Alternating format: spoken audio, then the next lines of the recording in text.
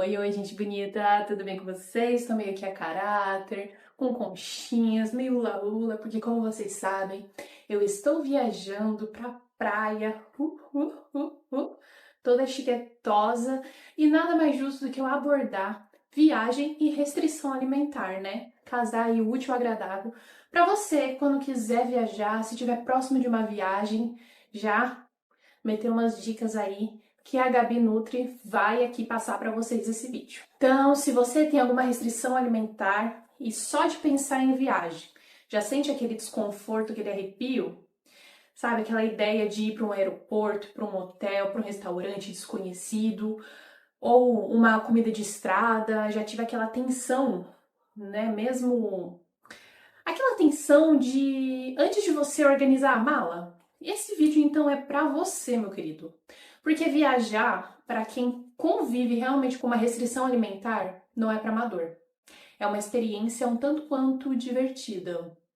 Ela mexe com o nosso controle, com a nossa previsibilidade, com a nossa segurança, com a nossa rotina, porque você passa a depender de ambientes que você não conhece, de pessoas que não conhecem sua história, de cozinhas que não seguem o mesmo protocolo que você já está habituada.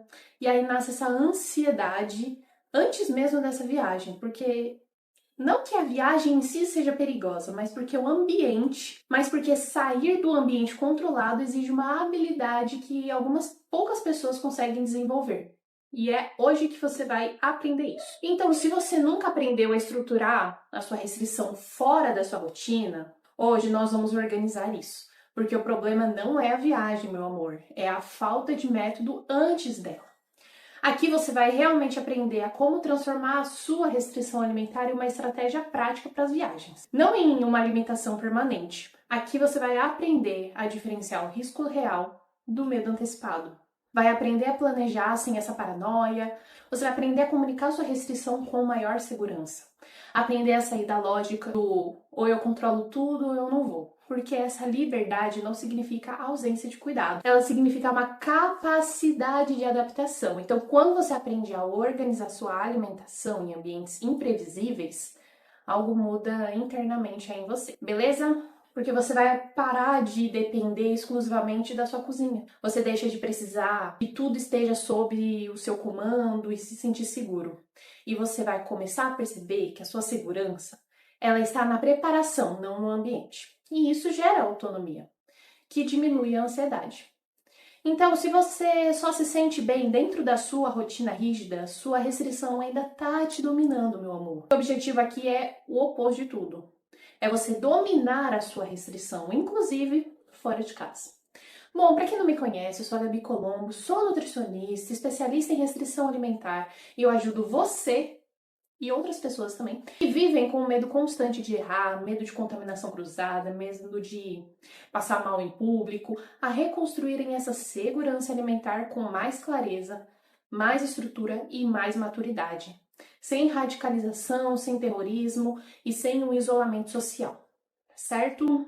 Hoje, então, a gente vai falar sobre como viajar tendo essa restrição alimentar de uma forma organizada, consciente e segura. E não é sobre eliminar todo o risco, porque isso é impossível. É sobre aprender a calcular o seu risco. É sobre sair da posição de vítima da situação e assumir a sua posição de estrategista da própria alimentação. Então, nós vamos falar sobre o que realmente significa viajar com a restrição alimentar. Onde as pessoas erram, como planejar antes e como agir durante a viagem. E principalmente como voltar da viagem sem culpa ou um caos alimentar. Porque o maior erro que eu vejo não é passar mal viajando, é deixar de viver experiências por uma falta de estrutura. A restrição alimentar não deveria escolher sua vida. Grava bem essa frase. Porque sem planejamento, ela sim vai escolher. O planejamento, ele é treinável e hoje você vai entender exatamente. Agora a gente vai entrar no que é viajar com restrição alimentar. Viajar com restrição alimentar é sair do ambiente onde você tem controle total e entrar em um ambiente onde o controle ele é parcial. E isso muda muita coisa, viu? Na sua rotina, você decide o que entra na sua casa, Você lê o rótulo com calma, você prepara a sua comida do seu jeito, você sabe quais marcas você tolera melhor, você sabe quais horários funcionam melhor para o seu intestino.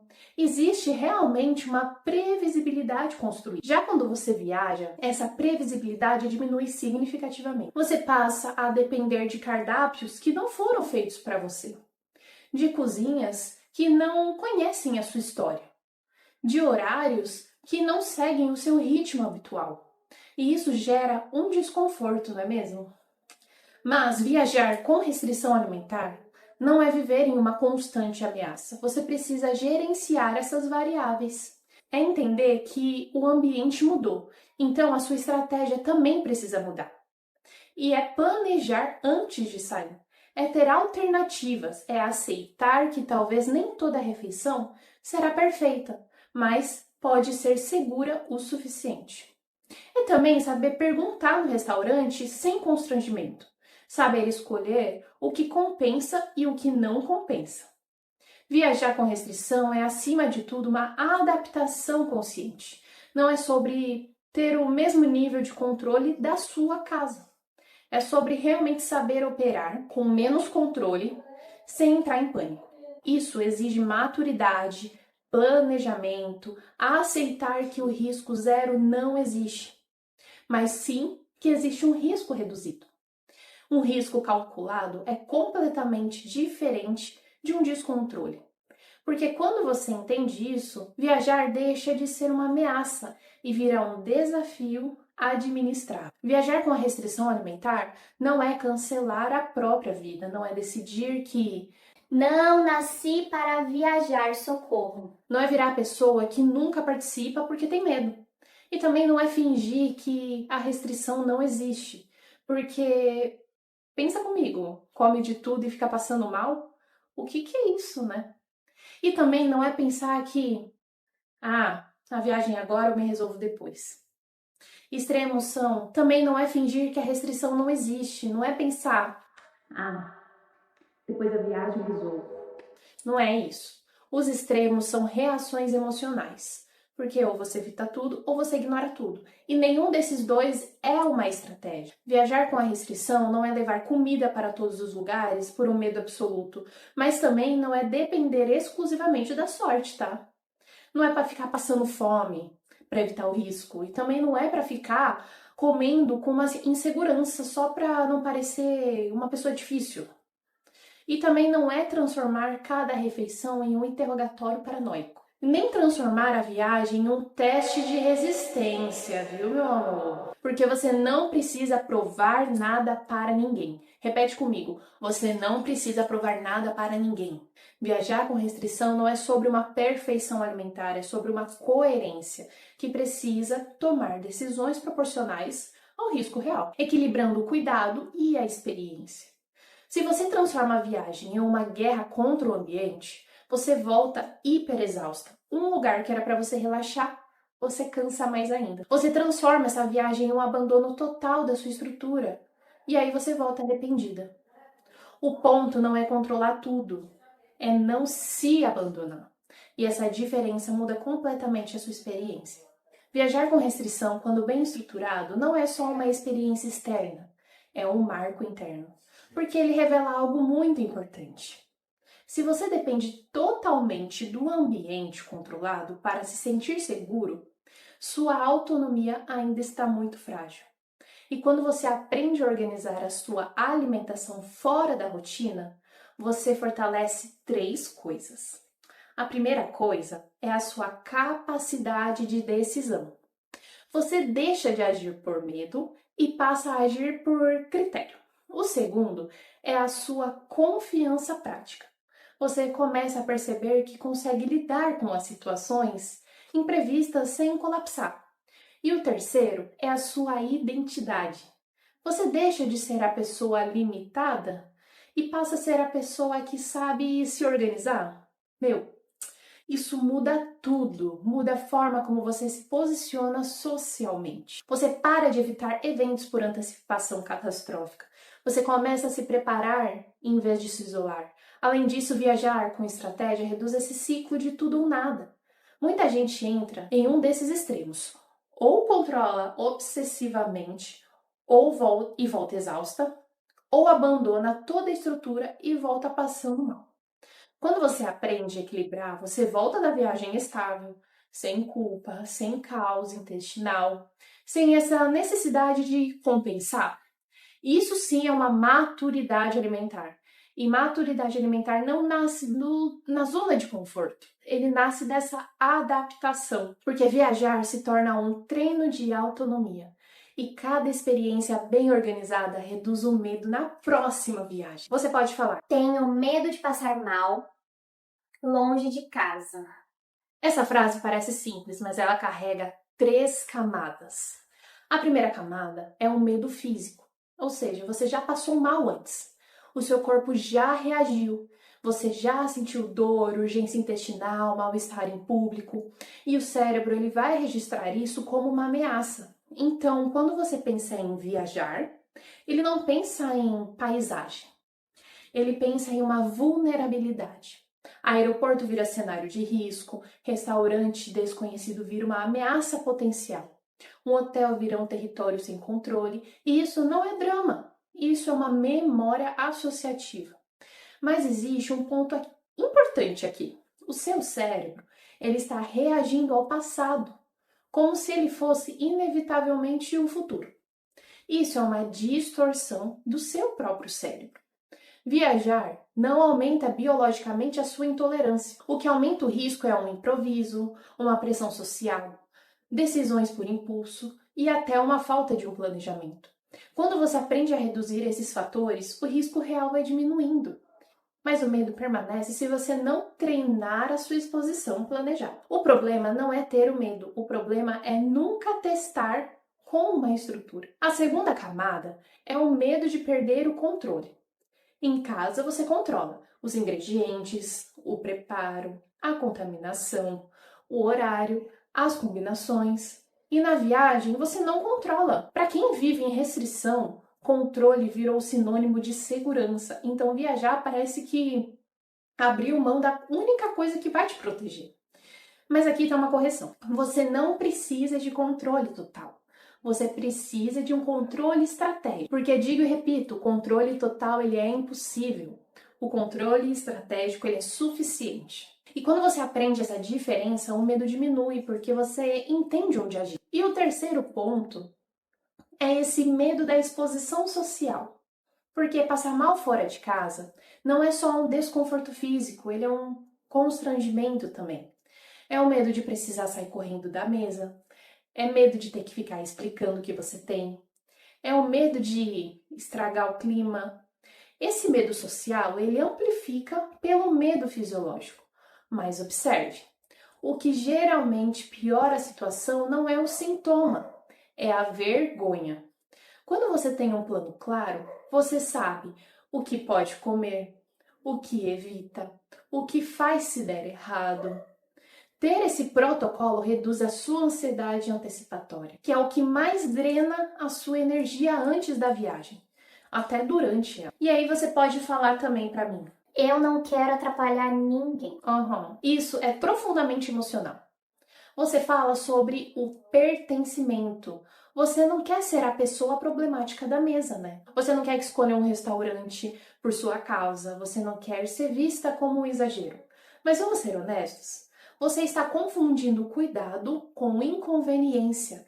A maioria das pessoas se sente desconfortável não porque você tem uma restrição, mas porque você comunica com a insegurança. Quando você fala pedindo desculpa, a mensagem implícita é: eu sou o problema. Quando você fala com naturalidade, a mensagem muda completamente para uma: eu tenho uma condição e eu sei lidar com ela. O desconforto interno, ele projeta o desconforto externo. E aqui tem outro ponto delicado. Muitas das vezes você prefere se colocar em risco do que se posicionar. Eu sei exatamente, eu sei. Você come algo duvidoso só para não gerar conversa. E isso não é uma gentileza, tá? Isso é uma autossabotagem social, principalmente para você. Se alguém realmente se incomoda com você se organizar, essa pessoa já teria dificuldade com você em outros contextos. não é verdade? Não é a comida, é o limite. E aprender a colocar esse limite é a parte de amadurecimento emocional da restrição. Estava eu viajando para visitar o meu avô e todo mundo, né, que estava lá junto, reunido, e aí eles falaram todo mundo: "Nossa, o que a gente vai comer? Tô com vontade de comer, jantar." E aí todo mundo falou: "Pizza, pizza, pizza." Depois que estava decidido, olhou para mim e falou: "Putz, a Gabi não pode comer pizza." Eu estava planejando, estava ali junto, falando, gente, eu acho que pizza é melhor mesmo para todo mundo. A gente pode ir lá no centro da cidade, conhecer. E em momento algum eu falei, nossa, todo mundo vai comer pizza e menos eu. Eu faço minha própria pizza. Eu tava levando os ingredientes para fazer talvez um macarrão, um queijo, iogurtes eu levei também sem lactose, então eu estava preparada. E aí eu falei, gente, vamos lá. A única coisa que eu peço é que a gente pode comer a pizza aqui na casa, porque aí eu consigo fazer minha pizza tranquila, né? Eu não tenho que levar até lá. Beleza? Beleza, show. Eles comeram a pizza. Gente, a pizza estava divina para eles. E eu comi a minha. Eu fiz lá 2 porções individuais, recheei, fiz bonitinho e todo mundo comeu. Eu não me senti mal, porque eu realmente estaria me sentindo mal se eu tivesse comendo algo que meu corpo não aceita. Isso eu acho que é o mais incrível. Eu não senti mal e eu tive voz. Eu dei a minha opinião e eu não me vitimizei. Eu falei, a gente vai escolher a pizza, mas podemos comer aqui para eu poder fazer a minha? Eu não anulei em momento algum. Eu tive controle da minha restrição e eu tive voz para impor o que eu também gostaria de fazer. Então eu espero que pelo menos nessa caminhada junto comigo você também tenha esse pensamento, porque isso é libertador. E aí você também pode estar me mandando outra mensagem, um questionamento, falando: Talvez seja melhor eu nem viajar. aqui, ó, pra você que você não vai viajar, você vai viajar sim. Porque isso parece uma decisão mais racional do que outra coisa. Mas geralmente é uma decisão de muita ansiedade. Porque aí você quer evitar algo para te dar um alívio imediato. Você cancela e se sente pronto. Eu não preciso mais lidar com isso. Meu amor, o cérebro aprende algo perigoso com essa ação. Evitar é solução. Então, da próxima vez que acontecer algum evento, o medo vai aumentar. E aí depois você começa a evitar restaurante novo, casa de amigos, eventos, confraternizações, outros tipos de viagem. A sua vida começa ficando menor, muito menor. Você chama isso de prudência, mas é uma retração progressiva. Existe uma diferença entre evitar porque é irresponsável se expor e evitar porque você não treinou estrutura suficiente. Tá entendendo, né?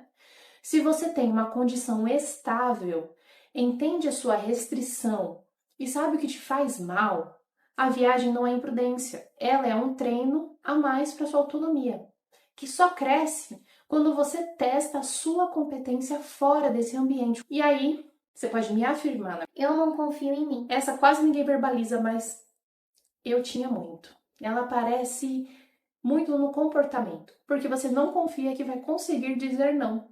Você não confia que vai manter o seu plano. Você não confia que vai saber o momento de parar. Então você prefere nem ir. Isso não é sobre a intolerância, é sobre uma autoconfiança. E ela não nasce pronta, ela é construída com pequenas decisões muito bem executadas. Cada viagem organizada fortalece essa sua confiança. Cada experiência segura diminui esse medo para a próxima. Vou te falar uma coisa muito importante para você não errar como eu errei. Existem 3 erros estruturais para você não fazer nessas viagens. E eles não são apenas comportamentais, eles são cognitivos. E eles começam na forma de como você pensa sobre a viagem. O primeiro erro é viajar reagindo e não planejando. E esse erro começa antes mesmo de começar a arrumar a mala. Você começa a organizar passagem, hotel, roteiro turístico, mas não organiza a sua alimentação. Você deixa a comida como um detalhe. Só que para quem tem restrição alimentar, a alimentação não é um detalhe. É uma variável um tanto quanto crítica. E o que acontece então? A viagem começa, você entra em um modo reativo. Você acorda e pensa: que eu vou comer hoje? Você chega, por exemplo, no aeroporto e procura qualquer coisa que pareça seguro. Você aceita uma sugestão do grupo que está lá com você porque não quer decidir. E aí você escolhe baseado em pressa, em urgência, que reduz significativamente a sua análise daquele alimento. Ou seja, você está com fome, está com pressa, está com um ambiente desconhecido, e aí você aumenta esse risco da decisão. Quando você está com fome, seu cérebro ele ativa uma priorização de recompensa imediata. Ou seja, você fica menos criterioso. E quando soma isso a uma pressão social, vamos logo, tá todo mundo querendo pedir, escolhe logo. Você perde essa sua autonomia. O erro aqui não é uma falta de conhecimento nutricional, mas sim é uma ausência de uma pré-decisão que você poderia já ter evitado antes. Quando você decide antes, você reduz esse desgaste mental. E quando você decide na hora, você depende da sua energia emocional momentânea, que ela realmente oscila. As nossas emoções oscilam. E outro ponto importante, esse improviso constante aumenta a sua ansiedade antecipatória, porque cada refeição ele vira uma incógnita, você não sabe o que vai esperar. E quando cada refeição vem nesse súbito, nesse delírio, o corpo ele vive em microalertas, que de forma repetida mantém o sistema nervoso superativado. Ou seja, você não relaxa, você está sobrevivendo. E você não vai estar aproveitando de forma efetiva a sua viagem. Um outro erro é planejar demais e viver em hipervigilância. Aqui o erro ele é mais sofisticado, vamos dizer assim, porque você acredita que está sendo responsável. Só que, na verdade, está cada vez mais alimentando a sua ansiedade, que transforma uma viagem em um projeto de risco alimentar. Faz planilha de restaurante, faz uma análise obsessiva de cardápio, faz uma leitura de avaliações do Google buscando relatos de contaminação cruzada. Tem um contato prévio excessivo, tem um controle rígido do grupo. Externamente, até parece uma organização, mas internamente é um medo enorme de tentar controlar uma incerteza, algo que você não consegue controlar.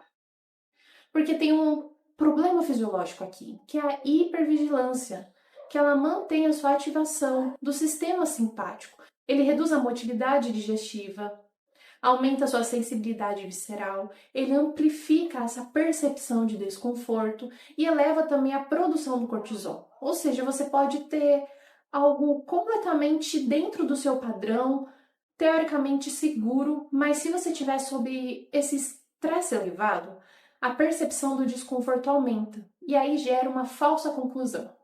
Viajar sempre me faz mal, mesmo quando eu me organizo. Quando na verdade o que faz mal é o estado constante de alerta. Um outro efeito da hipervigilância é você deixar de viver essa experiência. Você está no restaurante, analisando o risco, não aproveitando a companhia. Você está no café da manhã monitorando a possibilidade de traços de lactose e não está apreciando o momento. Isso gera uma exaustão mental, que reduz a capacidade de decisão equilibrada. Ou seja, no meio da viagem você cansa de controlar e entra no extremo oposto. E aí que comete o maior erro. E o terceiro erro é testar a tolerância em ambiente desconhecido. Isso é um erro gravíssimo. Muita gente pensa, eu tô fora, então tanto faz. Ou, já que eu tô aqui, eu vou fazer testes. Não, criatura divina, não. Isso é uma impulsividade mascarada de curiosidade. Testes alimentares requer um ambiente controlado, proximidade de banheiro, uma rotina previsível e uma ausência de pressão social. E a viagem literalmente não oferece nenhum desses. Você testa algo novo e reage. Então você compromete um dia inteiro de passeio, o seu humor, a sua energia, a experiência de quem está com você. E o pior, você reforça essa narrativa de incapacidade. Você volta pensando, eu sabia que não dava, eu não podia. Mas não foi a viagem, foi a sua estratégia manejada de forma errada. Um ambiente desconhecido não é um campo de experimento, meu amor. É exatamente isso, é um campo de execução em que já foi testado anteriormente. E não o contrário. E agora, limpando um pouco esse cenário, eu vou te falar algumas formas, né, alguns pilares estratégicos para você fazer uma melhor escolha na sua viagem, para você organizar os riscos, reduzindo essa sua ansiedade. E eu vou me basear em 3 pilares. O primeiro pilar é a previsibilidade mínima estrutural. Então você não precisa saber de todas as refeições, mas você precisa saber as mais críticas. Existem cerca de 4 momentos críticos. Então, se você for viajar de avião, tem o aeroporto, se for viajar de ônibus, tem a rodoviária. Então, a primeira refeição do destino. Aí tem a primeira refeição do destino. Aí tem passeios longos, sem acesso fácil à comida. E o último dia, que é quando você já está mais cansado. Se esses momentos estiverem minimamente organizados, o restante flui. E aqui entra o conceito da base alimentar segura. Você define alimentos que têm baixa variabilidade de preparo, são amplamente disponíveis, são de fácil combinação. Um exemplo: uma proteína simples, um carboidrato básico, fruta e oleaginosas. E também alguns itens portáteis por segurança. Você não precisa saber todos os restaurantes, mas você precisa saber onde consegue essa base. Quando você tem essa base, o resto vira variação. E sem base, tudo vira risco. O segundo pilar é a simplicidade operacional como uma estratégia. Em um ambiente desconhecido, a complexidade aumenta o erro. Pratos muito elaborados aumentam variedades ocultas. Então, quanto mais ingredientes, maiores as chances de ter um traço invisível. Molhos são grandes vetores de erro. Pratos, como a assinatura da casa, são altamente imprevisíveis. O buffet aumenta risco de contaminação cruzada. A escolha inteligente em uma viagem não é a mais interessante, é a mais previsível, porque a previsibilidade, ela reduz essa ativação emocional. Quando você come algo simples e sabe que é simples, o seu corpo relaxa, que melhora assim na digestão. E tem o terceiro pilar, que é a autonomia emocional e postura. E esse com certeza é o mais negligenciado. Você pode ter a estratégia alimentar perfeita, mas se sua postura for de insegurança, a sua experiência completa será de tensão. Autonomia emocional significa que você não pede permissão para se cuidar. Você não entra em explicações excessivas e você não fica se dramatizando. Você comunica de forma objetiva. Tenho intolerância. Pode confirmar se quer leite para mim, por favor? Silêncio. Espera a resposta. Não precisa justificar, não precisa contar seu histórico clínico, não precisa tentar convencer ninguém. Essa sua postura segura reduz essa fricção social.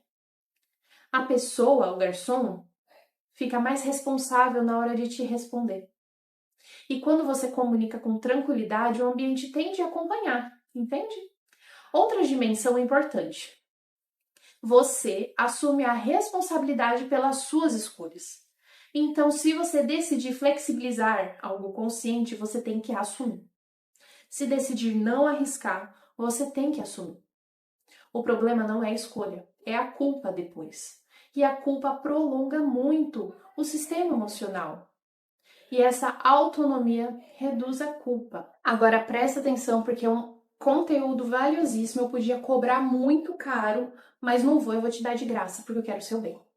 Eu vou te dar um passo a passo prático antes de você fazer para sua próxima viagem. Você precisa fazer um treino em 3 etapas e eu vou dividir elas.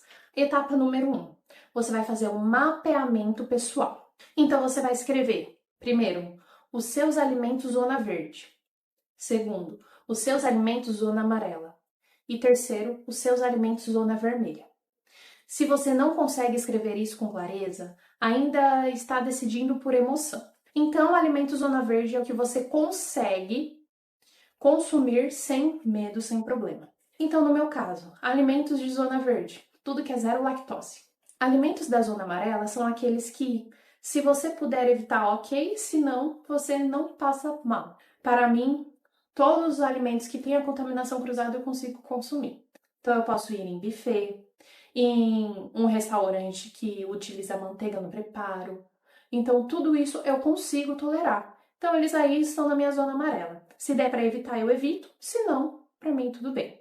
E alimentos da zona vermelha são aqueles que você não pode consumir se não dá ruim. Então, primeiro passo, não vai para o segundo passo se não fizer esse. Alimento zona verde, alimento zona amarela, alimento zona vermelha. O segundo passo é uma simulação real. Por exemplo, você vai passar um dia fora, sem acesso à sua cozinha, com apenas alimentos que cabem em uma mochila. Você vai observar sua ansiedade, a sua capacidade de decisão, o seu nível de rigidez e a sua tendência a improvisar. Segue este passo a passo, que vocês não vão se arrepender. E terceiro passo é a análise após a sua exposição. Então, no passo 2, você se expôs, no passo 3 é o seu pós-exposição. E você vai se perguntar: o que foi difícil? O que eu quase errei? Onde eu fiquei mais tenso? E onde eu fui flexível demais? Essa conversa com você mesma constrói uma consciência estratégica. E sem treino, uma viagem vira um teste. E com treino, a sua viagem virá uma execução. Retomando, passo 1, os sinais dos alimentos. Passo 2, você vai ter esse momento fora da sua casa, vai fazer as escolhas. E passo 3, você vai voltar para sua casa e ver o que você errou, o que você acertou, o que você poderia ter melhorado. Deu para entender? Você precisa ter esse conhecimento e não é para fazer teste na viagem, você tem que fazer o teste em uma zona segura. Porque eu quero que você entenda uma coisa com muita clareza. Viajar, tendo restrição alimentar, não é sobre a comida, e nunca foi. É sobre a sua identidade, é sobre como você se enxerga dentro da sua própria condição. Se você se vê como alguém frágil, qualquer ambiente novo parece uma ameaça. E se você se vê alguém como incapaz de lidar com imprevistos, qualquer saída da rotina vira um risco alimentar. Mas se você começa a se enxergar como uma pessoa treinada, estratégica e consciente, o cenário muda completamente. Essa sua viagem, ela deixa de ser esse teste e vira uma aplicação. Você percebe a diferença? E aqui está o ponto central. A autonomia, ela não é a ausência de medo, é a capacidade de agir mesmo com medo. Muita gente espera medo desaparecer para conseguir viver, mas isso não acontece. O medo ele diminui depois que você vive experiências bem executadas. Primeiro você age com estrutura e depois a confiança cresce. E aí sim o medo reduz. É nessa ordem. Outro ponto importante.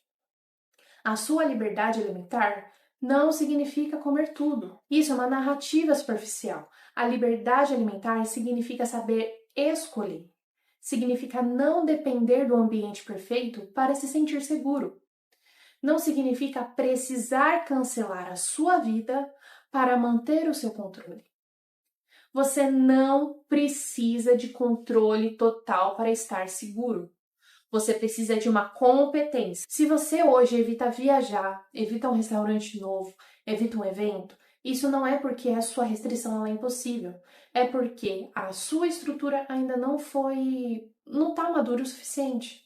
Isso não é um julgamento, é um diagnóstico que serve para orientar a sua mudança. Porque quando você aprende a organizar o seu risco, você começa a recuperar o seu espaço de vida. E você para de negociar os seus sonhos por medo. Você para de diminuir os seus planos. Você para de se apresentar como uma pessoa complicada. E você vira a pessoa que sabe se cuidar. E isso muda como o mundo responde a você. Porque o mundo responde exatamente à sua postura. E outra coisa, evitar pode parecer segurança, mas evitar demais enfraquece. Exposição planejada fortalece. Cada viagem bem organizada é uma prova interna da sua capacidade, e cada experiência segura é um tijolinho na construção da sua autonomia. Porque a autonomia alimentar não é só sobre comida. Ela transborda, você começa a se posicionar melhor, você começa a colocar limites, começa a confiar nas suas próprias decisões. A restrição deixa de ser sua prisão e vira um contexto, e não a sua identidade. Você não é a sua intolerância. E você não é a sua sensibilidade. Você não é o seu diagnóstico. Você é uma pessoa que aprende a lidar. E isso é totalmente diferente. Agora deixa eu te provocar com uma pergunta final. Se sua restrição alimentar fosse administrável com estratégia, o que você pararia de evitar hoje? Que viagem você faria? Que convite você aceitaria? Que experiência você retomaria? Porque talvez o que esteja te limitando não seja o diagnóstico, seja a falta de método. E método é treinável. No próximo vídeo, eu quero me aprofundar muito em uma coisa que complementa o vídeo de hoje, que é como construir uma segurança alimentar fora de casa sem depender do ambiente perfeito. Porque viajar é só uma parte. Restaurantes, eventos, rotina social, tudo isso faz parte do mesmo sistema. E se você quer parar de viver em um estado de alerta constante, você precisa aprender a estruturar esse sistema. Muito obrigada por assistir até aqui. Um beijo da Gabi. Tchau!